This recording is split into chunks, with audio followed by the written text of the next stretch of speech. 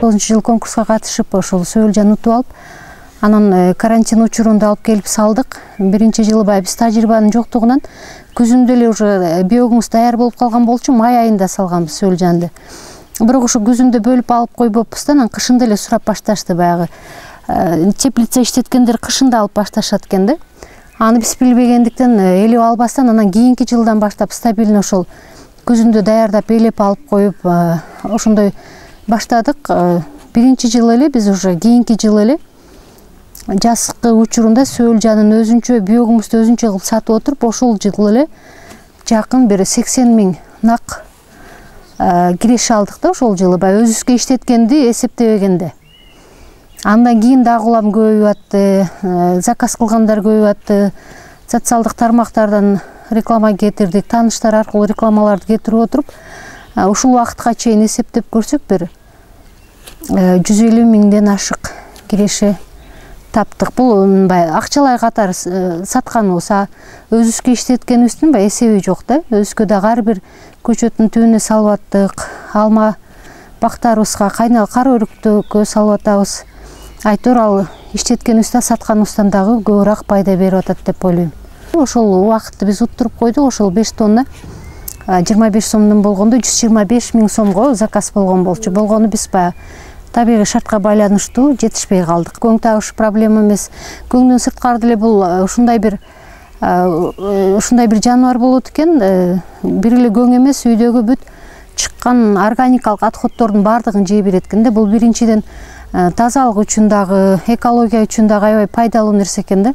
Ар жерде баягы моундай картондор, же болбосо кийиз, азыр жүн, мисалы үчүн жүндү ар жерге таштап атпайбы. Ошол жүндү деле өзүнөн чыккан отходдорду салып койсок аябай кандай жакшы жейт экен. Ошол органикалык нерсе берген үчүн ошол иштелип чыккан биогумустун дагы сапаты аябай жогору болот экен да. Биринчи жылкы кышында аябай кооптондук. Үстү жарым метрдей тоңуп калды. Сөөлжандарыбыз өлүп калды. Кудай аябай кооптонуп, кийин жазында карасак ошол жаз келгенде булар дагы жаз келгенин сезишет экен. Аябай эле муз кетелек деле үстүнө чыкты да, кыпкызыл болуп аябай көбөйүп чыкты. Анан ошондон кийин уже кооптонбой калдык. Киреше алган сайын балдарым жакшы кабыл алышат. Алар дагы өздөрү кээ деле карашып, апа кургап кетиптир, суу сап калыптыр дешип.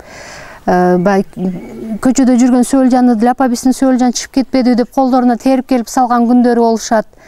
Аябай кандай балдарга дагы мындай жакшы тарбия болот экен да. Бул кичинесинен эле апа эмне үчүн биз ушу биогумусту неме кылабыз дейт. Ага да түшүндүрүп берем, биз бул биогумусту салсак силердин ден соолугуңар жакшы болот.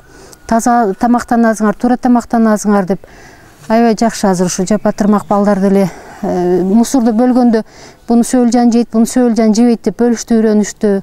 Сразу эле дароо эле ошол өстөрүнөн чыккан, мисалы банандын кабыгы же болбосо кандайдыр бир неме алманын таштандылары болсо дароо чуркашып сөөлжанга алып барат, сөөлжанга алып барып берейинчи дешипчи. Эми үйдүн бир жандыгы катары эле кабыл алып ошондой мамиле кылып калышты да. Бул дагы балдар тарбиялоодо дагы чоң ролу бар. Азыркы учурда бизде Аксы, Чаткал, Ала Буга райондорун органикалык аймак боюнча кармап калуу максатыбыз бар да, буйруза. Ушул сөөлжанды таркатып, тажрыйба жайылтып, мүмкүн болушунча местный самоуправление менен жакшы биргеликте ошол пландарды ишке ашырганы аракеттенип атабыз. Ал боюнча жакында эле Айыл чарба министрине жолуккан учурда да мен маселе козгоп, ошол боюнча сунуштарды айтып кеттим. Алар дагы колдойбуз деп жакшы көйгөй айтып атканыбызды колдошту. Жөнөкөй эле топурак түйүндө өз биогумуз. Биогумусту эмнеге түйүнө салды? Ал жакшы өсүп өткөндө өзүнүн ообанын баардыгын ушудан тапкам да.